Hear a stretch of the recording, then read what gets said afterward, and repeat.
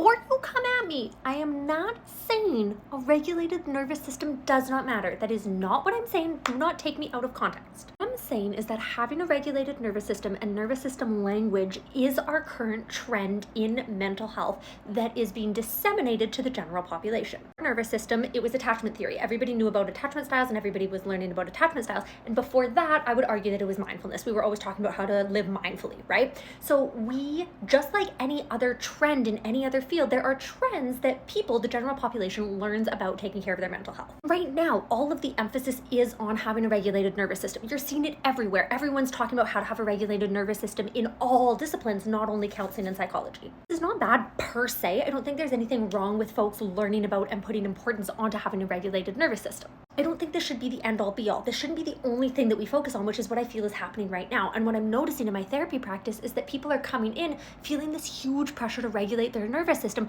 when sometimes your nervous system being dysregulated is actually the appropriate response for the environment that you are in. Again, don't take me out of context, but what I do find is that the more pressure folks are adding onto themselves to have a regulated nervous system, the more dysregulated they're becoming, because then it's one more thing that they have to do that they're not doing properly. So a lot of cultural considerations that I'm not going to get into in this video, but let me know in the comments if you want me to get into it. There's a ton of cultural considerations as we talk about regulated nervous systems. If you're struggling right now because you hear so much about this regulated nervous system and you don't feel like you can do that, just know that this is a trend and there's nothing wrong with that trend, but soon we're going to see a different trend. I don't know what it's going to be, but it's not always going to be this way. And if you're not feeling like you want to focus on a regulated nervous system, it's okay to say, hey, maybe there's other parts of self-care, of mental health, of mental wellness that you might want to choose to focus on instead.